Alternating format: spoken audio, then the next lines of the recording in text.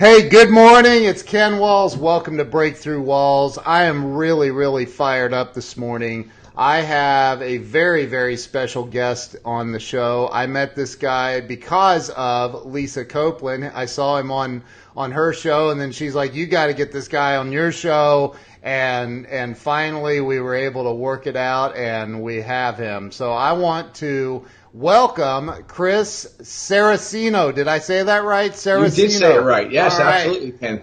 Hey, Yeah, well, thank you, Ken. Welcome. Yeah, man. Thank you for being here. Well, it's a pleasure and an honor to be on your show. Well, hey, it's I feel honored myself, man. So, you and I have had a couple of offline conversations, and I think I'm not in the car business, although I seem to be connected to like everybody who's anybody in the car business. So my wife the other day said, maybe you're supposed to be doing something in the car business. The auto industry is a great industry. It really is. There's so many avenues of the auto industry. You got the auto dealers, you got the vendors, you got the OEMs. Yeah. There's a lot of opportunities, but this show really isn't about the auto business as much as it's about I created this. I mean, I'll be 50 years old here in a couple of days, actually, on Tuesday, I think. Congratulations. Yeah, and honestly, I feel like 50 is the new 30. Except for I feel like people are finally going to start taking me serious now. Like, I'm entering the elderly years. So, I know what that feels like. Yeah, right. So I'm like, I decided I wanted to do a show where I can give back, because I've been blessed in my life, and I want to give back, and I think that we can empower other people and help them have breakthroughs and break through the walls that are holding them back in life, just by hearing stories from somebody like you. And I know you've been through the ups and downs in life and overcame them and are winning anyway. So let's start out with, if you don't mind, let's start with like maybe telling everybody who you are, where you're from, what you do, where you were born and raised, things like that. Well, I'm 56 years old. I was born and raised in Allentown, Pennsylvania.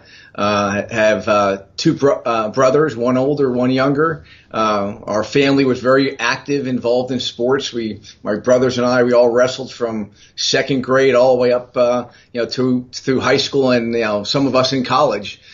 So we were a very active group. My dad was maybe one of the hardest working men I've ever met in my life. He was a barber. His father was a barber before that. My mom was a hard worker and the disciplinarian in the house, and very structured. And I give credit to her for the discipline and organization in my life, and pushing in life. And my dad is maybe one of the hardest working, kindest men you have ever met. And I got involved in the auto industry really by accident in 1984 after I graduated college. I really thought I was going to be a wrestling coach, and ended up meeting a couple mentors at that time in my life. One was a dealer, and one was a guy that owned a big amusement park. And that's sort of where the premise of the Theory of Five came in.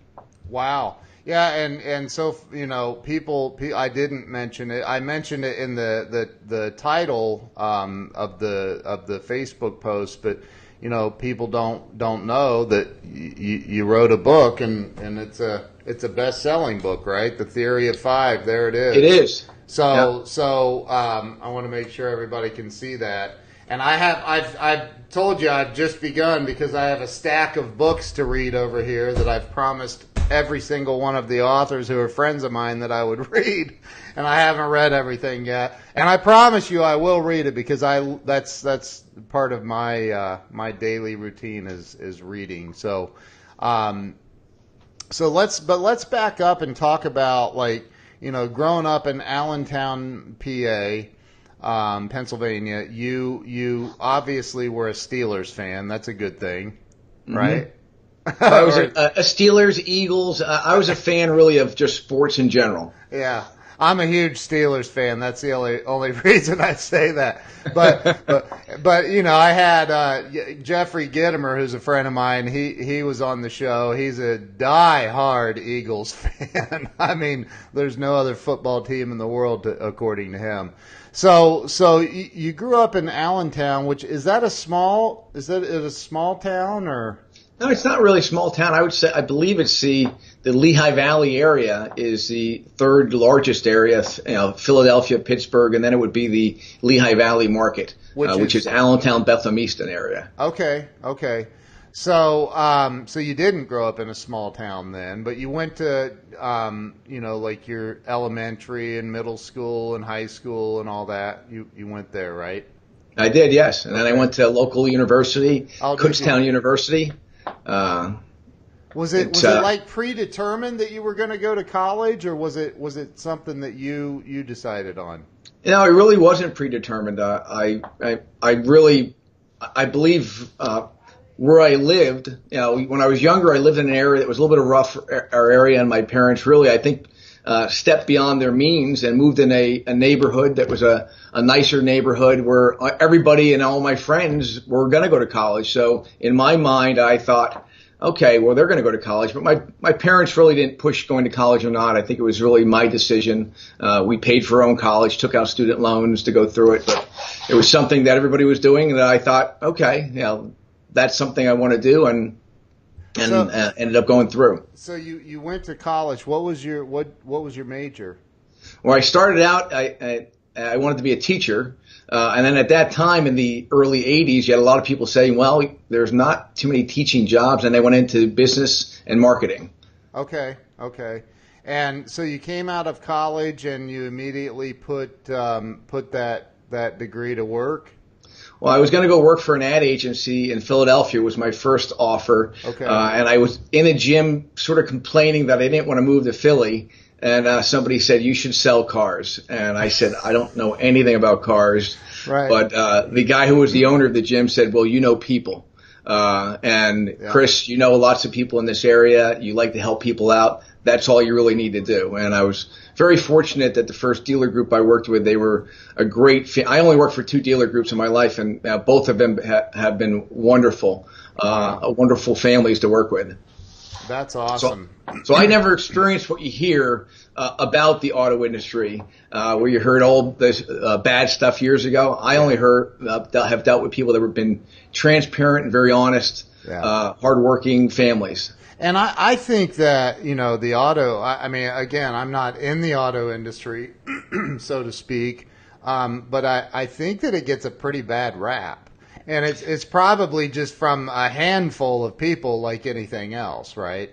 Well, it's amazing how just a few bad eggs could ruin a whole batch. But I would tell you, overall, I think the auto industry is a wonderful industry to be involved in. And you know, to me, it's been great. I sold for 5 years. I was a F&I manager, a sales manager, general sales manager, GM. Then I became the vice president of Kelly's, the Kelly Automotive Group, and then became a partner about 10 years ago. And wow! So it's been a wonderful experience for me. That's awesome, man. So you started in the car business, and that was right out of college, pretty much? That was right out of college. It was my first job. So you're 22, 23 22 years old, yeah. Okay. And you started what? Selling? Started selling. What was that like? Well, you know what? I looked at it, and I was very competitive, and I looked at the people around me, and I saw that they really weren't working. And I was taught my whole life in wrestling that iron sharpens iron, so you find the best person, and you just watch what they're doing. And I'm very competitive. It really was the first. It was a job that made me feel like the only analogy that gave me as good a feel was having my hand held in the middle of a mat. So when I sold the car, I felt like, it was, instead of being a winner, I felt like it was a win-win, that we both won and that you were helping somebody out. So I just realized that if you outworked and you watched the best people and you kept asking questions, because we didn't have any formal training at that time. So I really was by observing and by a mentor. The retired dealer used to take a lot of time and talk to me.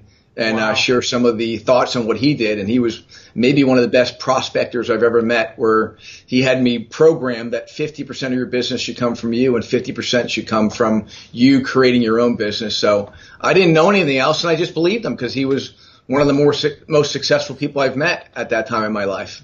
That's awesome. Jim Ziegler's on the stream right now. He says, I'm thinking about making a career out of it. Bill Have. I tell you what, everybody loves Jim Ziegler. I'm gonna say I love reading his articles. I love the way he thinks.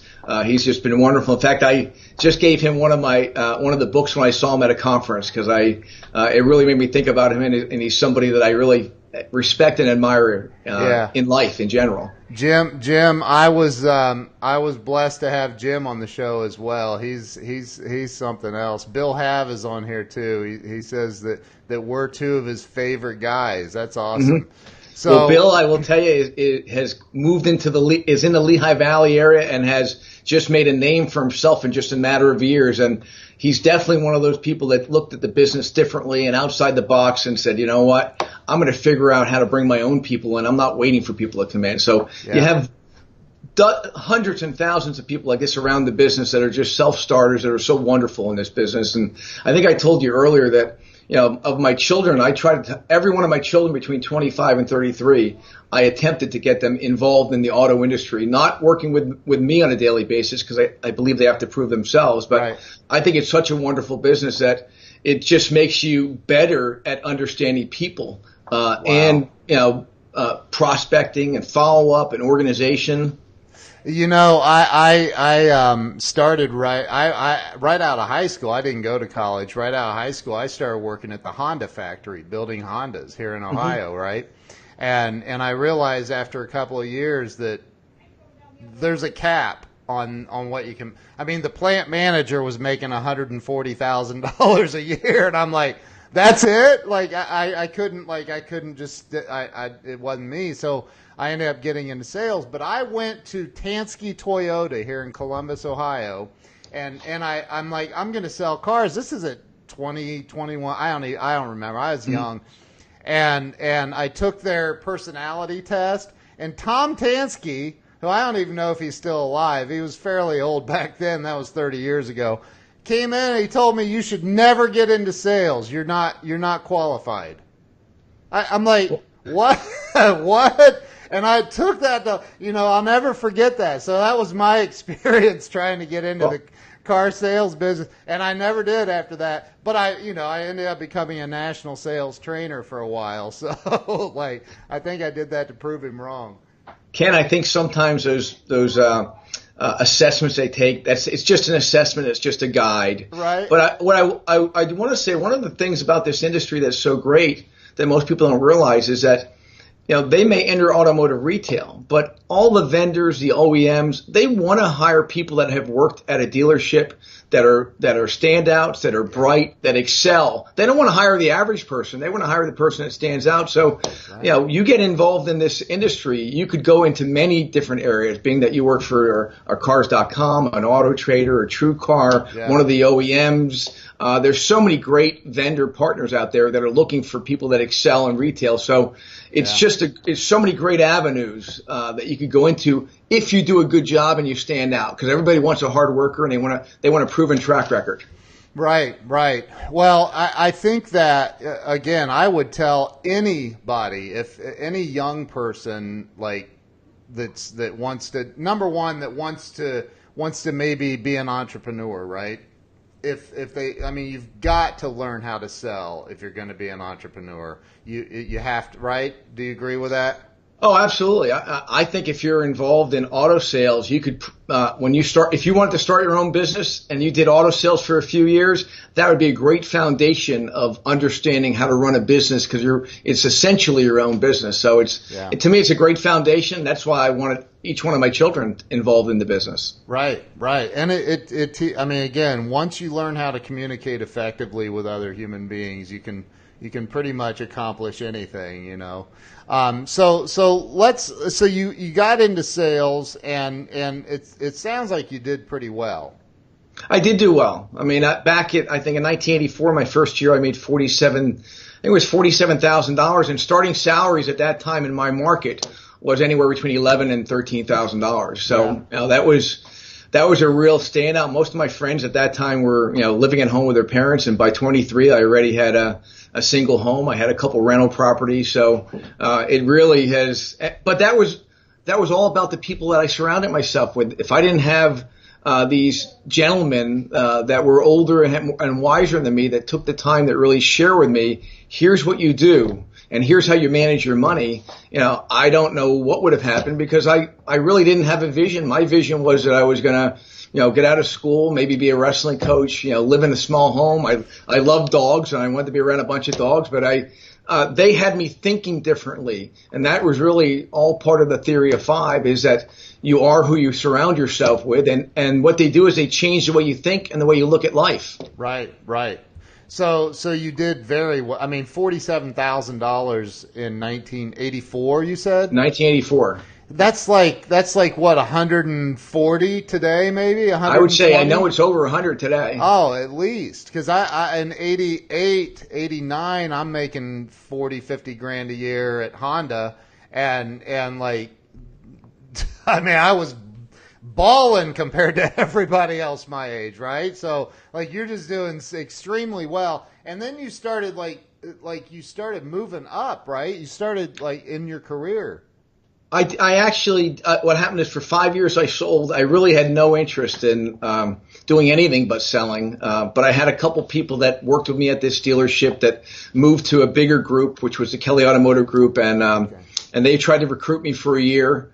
And I just wanted to sell. And it was really my wife at the time pushed me and said, you know what, they're with a bigger company that's growing, and you're going to fall behind. And between her and one of the managers that worked with me at the dealership and Greg Kelly, they convinced me to come work with the Kellys. And I was very fortunate. Within 18 months, I went from selling to being a GM of the Saturn store that we had, which at that time we were ranked number 1 in the country. Wow.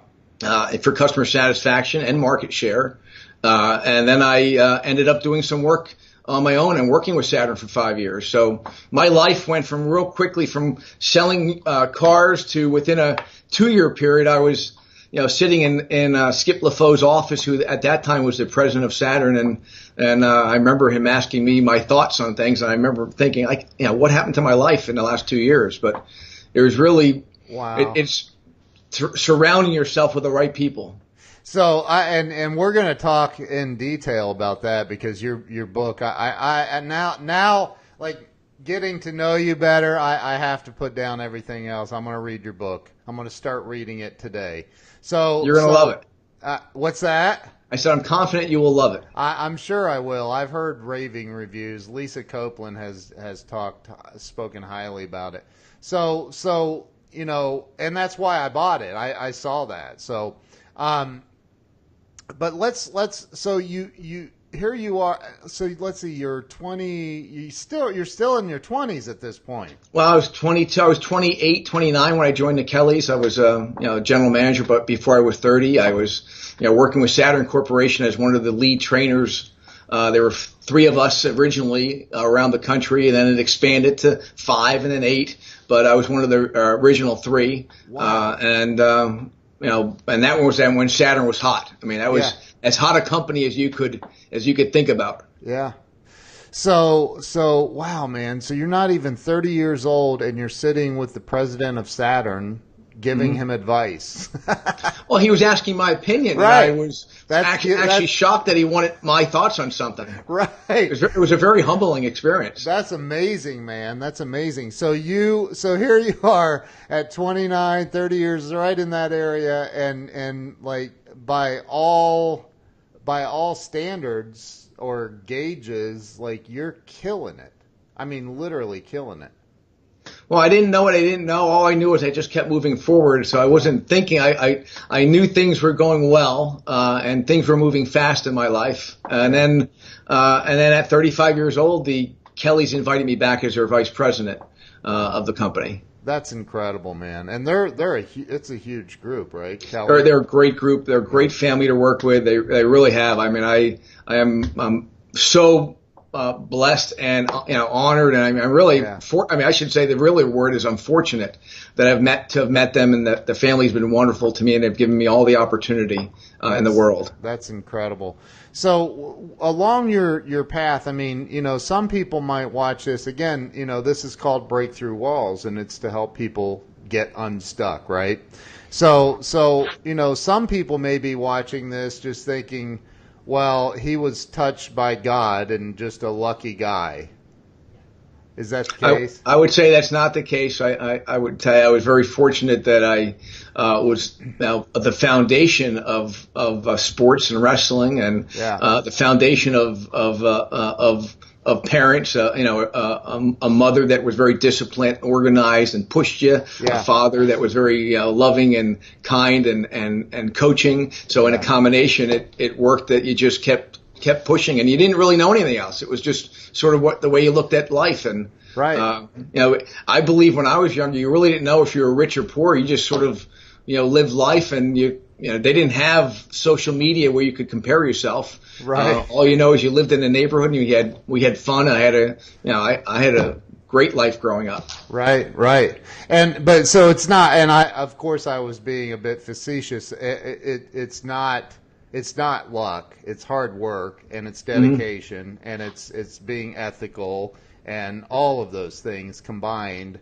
But I would say more importantly is, as we talked before, I think it's all about making sure you're with the right people. And as I mentioned in the book a couple of times, I feel like one of the things I was really fortunate about is I just believed that if I saw somebody that I admired, that automatically they would want to be my friend. Right. So it was very easy for me to just start asking questions and assume, oh, that person's going to be my friend, and they're going to want to hang out with me. And I didn't realize until years later that was really that was just a great way of thinking, and befriending people that thought differently, that lived in different income ranges, and really what really happened is they were older than me, people that were 10 and 20 and 50 years older than me, that were willing to just share their advice. And fortunately I listened, because I looked at it and said, they have all this. Why would I not listen to somebody that has this and has accomplished this much in life? Right. I agree with you. Some similarities, actually. So and it's I don't think Grant Cardone coined it, but I've heard him say it. I've heard other people say it. Like, if you hang out with five millionaires, you'll become the sixth.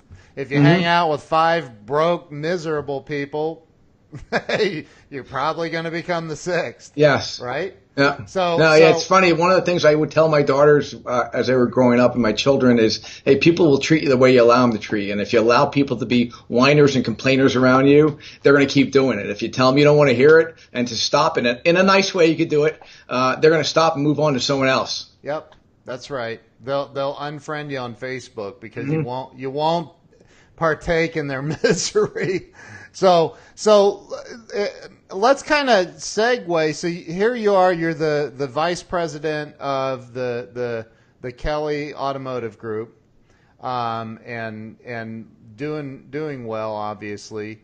But like, at some point, you decided you were going to write a book.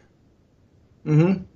Well, that was years later. So I'm 56 right now. I started about 18 months ago, and I talked about the theory of 5 in the orientations when I would go to a conference and speak. If I had some time left at the end of my normal presentation, I would, talk about the theory of 5. And I had so many people at the end of the presentation walk up and say, boy, I liked your presentation, but what I really liked was when you talked about the theory of 5. And there was a good friend of mine, Susan Givens, who is also involved and a contributor of the book. She's the editor of Auto Success magazine. We were at a conference one time, and she really pushed and said, you should write a book.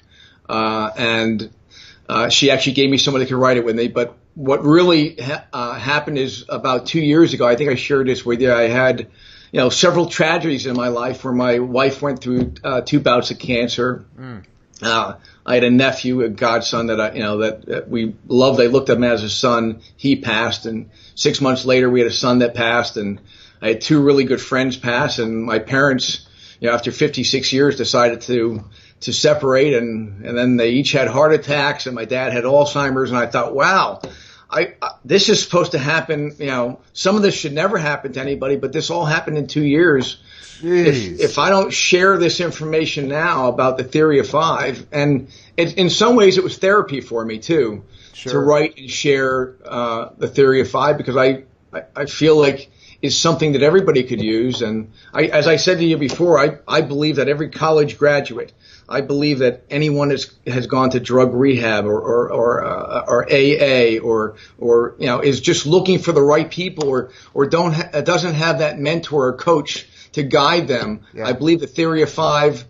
I can't believe anyone would ever read the book and say, you know what, I don't agree with the overall philosophy, because the philosophy is something that every parent that loves their child wants their child to go through. Anyone that cares about somebody else, we know surrounding yourself with the right people is crucial. And we talk about that your income, the way you think, it will be the average of the five people you surround yourself with. So the reason we call it theory of five is for several reasons. One, it's about the five people you surround yourself with.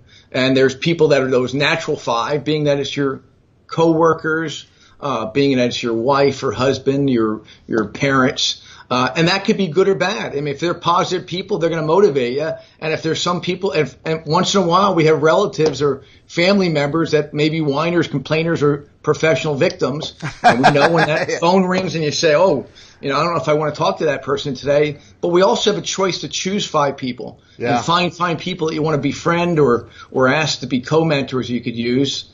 And then I mentioned that the other reason that it's called the theory of five is that we believe that there's five key categories of life that really make people happy and prosperous if you know them. And I'm going to read through them. And they're not in any order. It's whatever order is important to you. But we believe that if you really stand out in spirituality and you have a foundation in spirituality, that makes a difference in your happiness and prosperity. Yeah. We believe that if you really are good at building relationships and marriage, that changes your prosperity and your happiness. We look at parenting. You could have a great relationship with your spouse. You could have spirituality, but if you see your children are struggling, you're always going to be heartbroken and you can never feel complete. So we believe being a really good parent and being around other parents is important.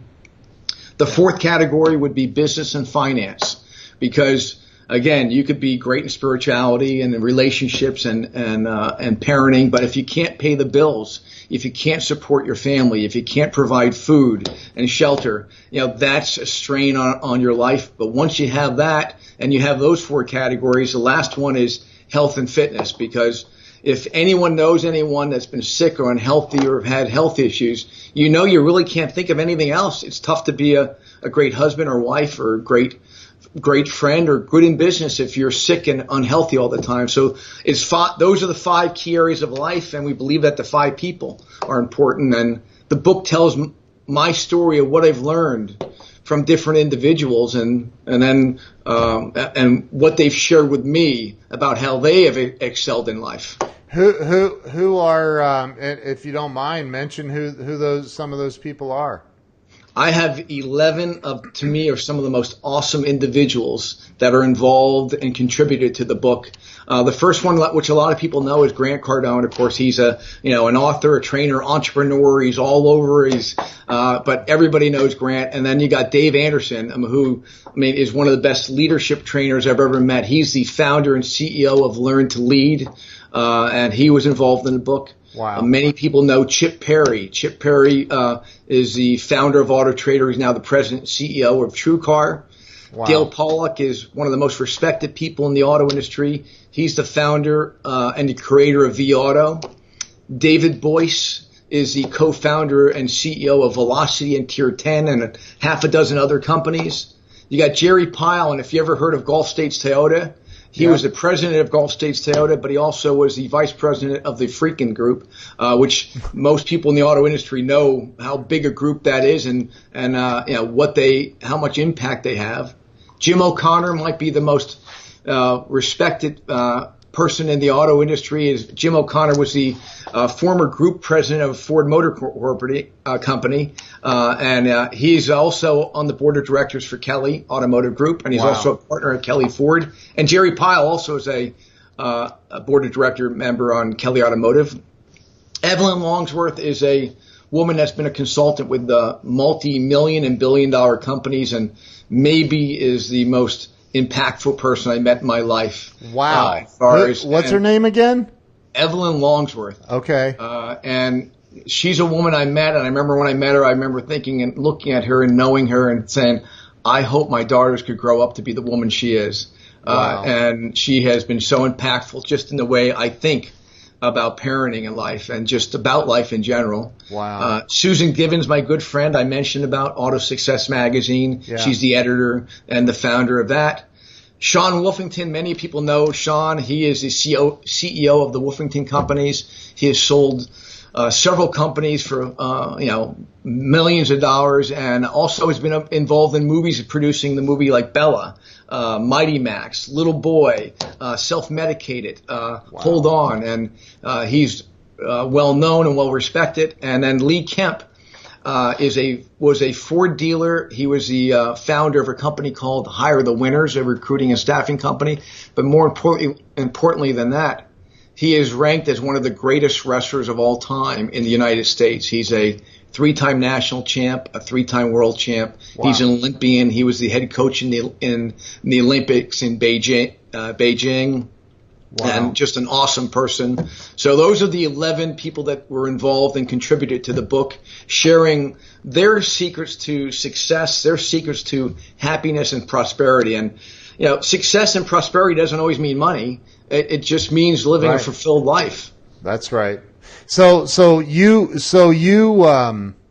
how did they contribute? Like, you called and interviewed them, or they actually wrote part of it?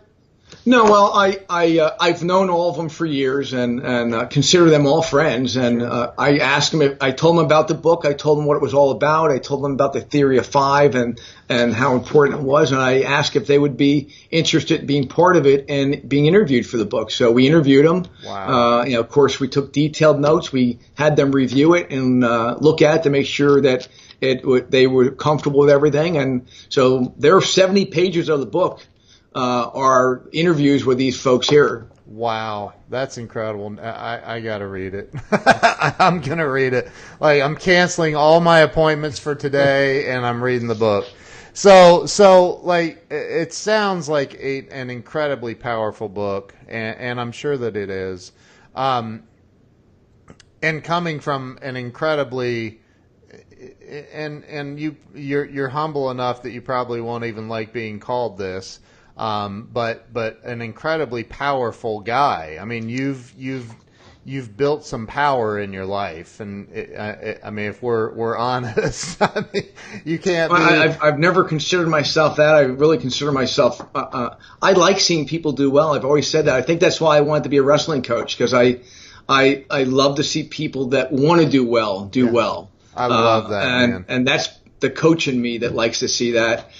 There's nothing that frustrates me more with somebody that I see that has potential and they're not living up to their potential. Because I just look at it and say we have one shot at this great life. Yeah. I mentioned it in the book is that we've all won the greatest lottery on this planet, and that's being alive. The chance of our mother and father meeting each other and being born is trillions to 1. Right. So we've all heard the story about the dash of the on your tombstone. Yeah. And we have that one shot to do it. But it's really, to me, it truly does come down to all the people you hang out with that makes a difference in your life. And I hope when people read the book that they look at it and reevaluate and say, hey, these are people that I'm thrilled they're in my life. I want them in more. And there may be some people, I'm not telling you to dump them, but I am telling you is you may want to limit yourself. What I am saying is you may want to be more blunt and direct and say that's unacceptable.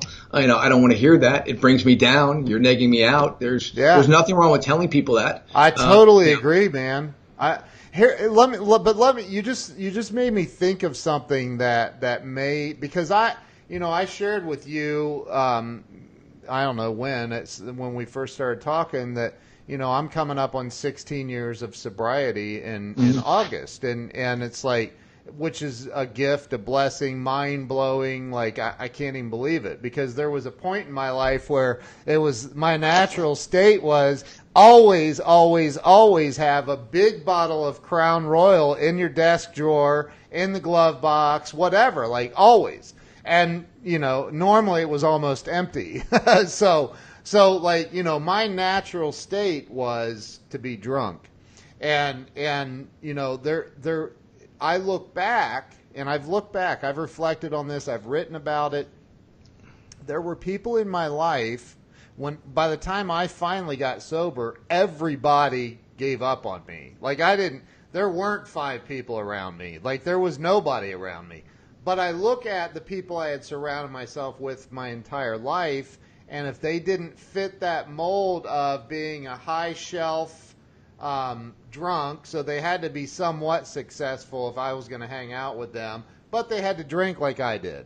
So I can look at all of what you're talking about, and you're 100% dead on. However, what about if you're raised in an environment where your parents are? Because I'm just going to be real. That's where I was raised. There was nothing but negativity. It seems like now, but like how do you reprogram yourself from your perspective? How does somebody come out of that and reprogram themselves to say, enough of this negativity?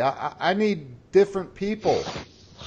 Well, I would tell you, I believe that some of the best lessons we learn in life is what not to do from people. And you look at somebody's life and you say, think of the worst boss you ever had, or think of some of the worst experiences and how it made you feel, and to say to yourself, I never want to make anyone feel that way. Right. I never want anyone to experience that. So I have found that some of the individuals that have excelled in life and the happiest and the reason they are is because they looked at a bad experience and they turned we call it an anti-mentor in the book. They looked at that and said, that's one of the best lessons they've ever had. Some of the best managers I've ever seen, when I asked them why and what made them so good, and they say, I didn't go through any formal training. All I knew is I wanted to do the opposite of that person and how they treated somebody. So that's how I would look at it. And that's the same for brothers, sisters. I mean, best friends that you had in high school or in elementary school, they may be very different today, that you look at it, and somebody that at that time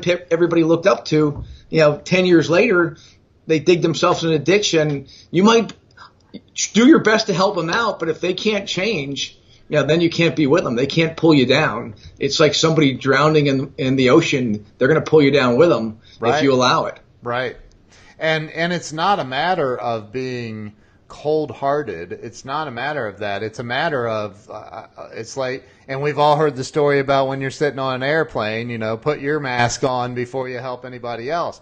You cannot have a positive impact in the world if you're surrounded by a bunch of idiots dragging you down. I don't care what their title in life is. Mom, dad, sister, brother, friend, acquaintance, doesn't matter, does it? I mean, I've said this before, and it may come across selfish, but yeah, if you don't love yourself and if you don't believe in yourself, it's tough to love others and believe in other people. So you really have to make sure that you're taking care of yourself. If you want to be a great father, husband, wife, friend, you got to be healthy. And being around people that are bringing you down all the time and complaining and whining, to me, that's the worst possible infection you could have in warping your mind. I totally agree. There's a comedian in the recovery, and it's a recovered alcoholic. He's very famous, but he talks about this other program it started as the wives of alcoholics. Now there's a lot of women that are getting sober as well, but. And he said it's called Al-Anon. He said that's where wine is a verb. It's like, so, like I don't do well, and maybe it's because of my experiences, but I don't do well with people who whine and complain. In fact, it really does something to me on a cellular level, and I can feel it. I'm going to say my tolerance for people that are whining and complaining is very limited. And I believe if you really care about somebody, you tell them. There's nothing. The best gift you could give to somebody is being blunt and letting them know. And you got to let them know the reason I'm telling you this is because I do care about you, and you're really hurting yourself. But think about this. For anyone listening right now that's a parent, every one of us as a parent, we are so concerned who our children hang out with, because we understand that we're a part of influencing them, but a big part of influencing your children or who they surround themselves with in school. It's going to affect the way they think. But it doesn't change being that you're 30 years old or you're 56 years old or you're 70 years old. You start spending time with the wrong people that start doing the wrong things and they have the wrong mindset. Somehow we think when we're an adult, we become immune to that negative impact. It's no different than our children. No. So we have to look at who we spend our time with on a daily basis just as much, if not more, than our children, because if we're hanging out with the wrong people, we can't be the best parent either. Man, that is so powerful. You're so right, man. I mean, wow. Okay, I'm just gonna start reading this on air right now out loud. Okay, so and listen again. You get to 50 years old, like I'm almost there. Somebody wished me a happy birthday yesterday on my timeline. I'm like, don't make me 50 yet. I'm still 49. But Well, you know what, Ken? My point of view is every year that I'm a year older, I feel so fortunate because there's lots of people that love to hit our age. I know. And be healthy. I know, man. I know. And I'm so I'm very, look, I'm grateful, but I sometimes catch myself, and this is me being transparent, I catch myself thinking, man, I've heard it all already, right? And I've read it all. I've read all of Zig Ziglar's books, all of Tom Hopkins' stuff, all of Napoleon Hill, all of it, Grant Cardone, everything, right? So I've already heard it all. So sometimes I think that closed-mindedness will shut us off from big, big blessings, right? Well, I look at it as because sometimes I'll fall into that, and then I have to remind myself that in sports or working out, staying in shape, you still have to be continuous. You can't say I worked out for 30 years or 40 years and say, well, I don't need to work out anymore. Right. You still have to do it you have to do it several times a week to make sure. So I would say educating is no different than taking care of your body. Amen. It's taking care of your mind. So let me ask you this, and I have a suspicion how you may answer this, but I don't want to make assumptions. So look, you see people of all walks of life. Like, you're not just hanging out with already super successful people. You interview people, you see them coming through the dealership or whatever. Mm-hmm. The people who are stuck, the ones that you can just see it, they're stuck. You know it, you can feel it, right? What is the biggest mistake you see those people making that's holding them back in life?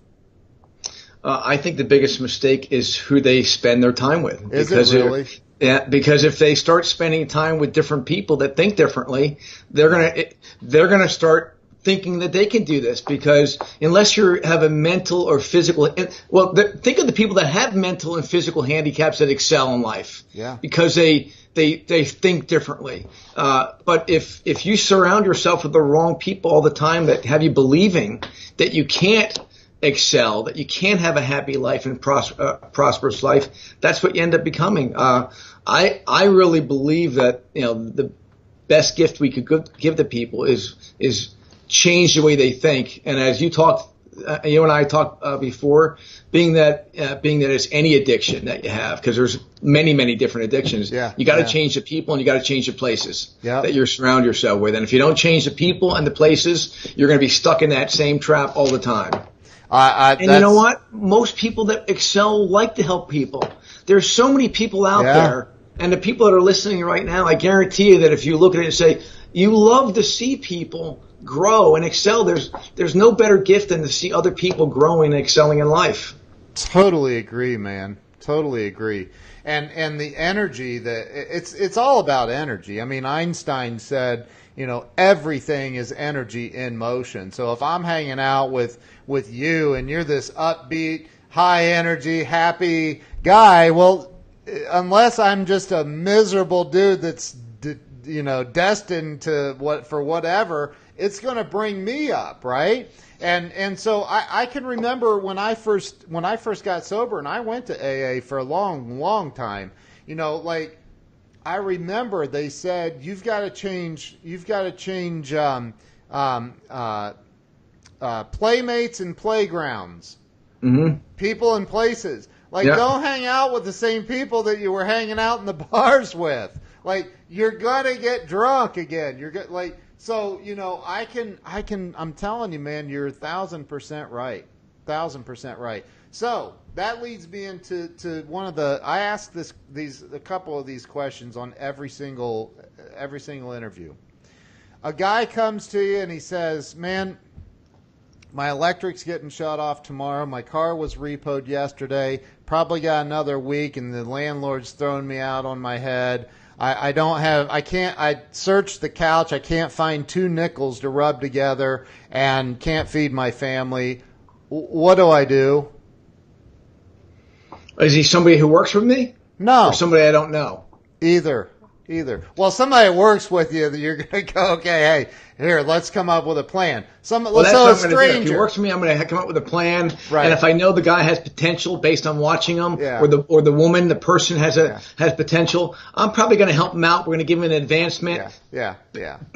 Based on meeting criteria. Sure. So everything is going to be tied to criteria and doing something different. If it's just some person I don't know off the street, or I'm at a conference and they walk up to me, I'm just going to I'm going to probably ask lots of questions like, what are you doing to make a living right now? Tell me who you're hanging out with. What are your daily activities? What time do you get up? I'm going to want to know more about that person and ask a lot more questions before I make any recommendation. What amazes me, and I love it, is everything that I'm asking you, you're almost always tying it back to who are you hanging out with? Who's in your inner circle?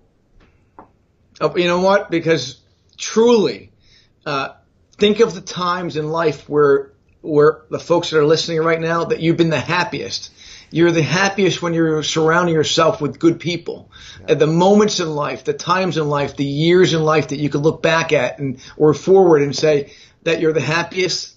That's when you were surrounding yourself with the best people. And when you catch yourself down and when you catch yourself that you had a tough time, in many cases, it was because you surrounded yourself with the wrong people. Man. We all have certain things in our life where bad things happen that are unavoidable. And it has nothing to do with you.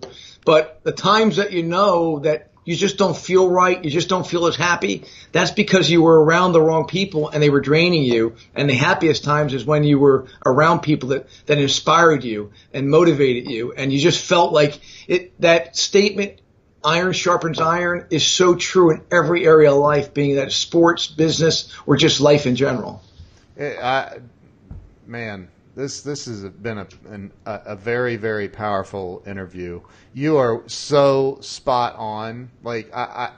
So I didn't post the link to your book in the feed because when you do that on an initial live stream, Facebook will limit who gets to see the live stream. So what I'm going to do is go back and I'm going to post the link as a comment to your book on Amazon. I think is there a way for people to buy a signed copy from you? There is. If there's Amazon, you could buy the soft cover and an ebook. Okay. If you go to theory5.com, then you would order it. Now it takes a little longer. It may take 2 weeks to get it. Yeah. But if you order it through theory5.com, then you would get a signed copy from me. Is it Theory of 5, the number 5, or the number 5? Theory5.com. Okay, so it's not spelled out FIVE. No, it's not. Okay. Yes, it's the number 5. Okay, so theoryof5.com, and they can get a signed copy from you. They can get a signed copy. It just takes a little bit longer because I got to wait till I'm in a certain area of town, and they get shipped to a certain area, and then I signed every one that has ordered it through the website. Yeah. That's awesome, man. That's awesome. So let me ask you this: how can people follow you?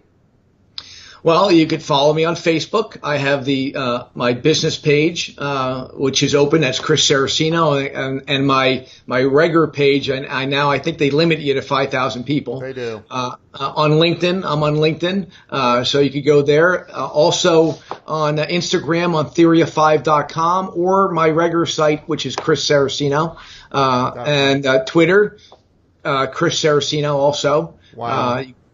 So and Twitter, it's Chris B. Saraceno. Okay. So Chris, what's coming up next for you? What's somebody like you?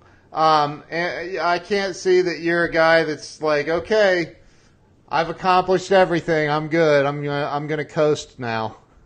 Well, what's next is focusing on being the best father, husband, grandfather, because I'm a grandfather of soon to be 5 grandchildren. Wow. I could, and then also, helping grow the Kelly Automotive Group, because we have aspirations of growing the company, and making sure that we're profitable, because I look at it and say, once you're part of a company, we have an obligation to every team member to make sure they can make the living they deserve to make so they can support their family. Wow. Man, you are just a super guy, man. So I can't, is there anything any parting words of wisdom, or advice that you would give to any final words you'd like to give to my audience to help them out? Well, the statement we used in our family is, tell me who your friends are and I'll tell you who you are.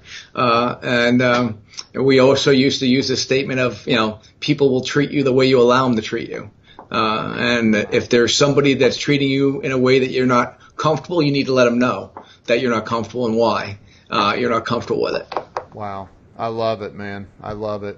Well, Chris, from the bottom of my heart, thank you for coming on the show. I know you're a busy guy. I appreciate you taking the time.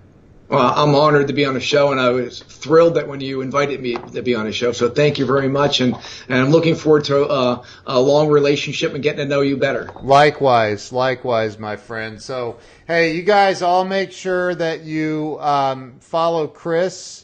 I'm going to post the links here on Facebook. I'm going to post the link to Chris's website and to his book also. So you can buy it from him directly and wait a couple weeks, or you can get it from Amazon in a couple days and track him down and ask him to sign it someday.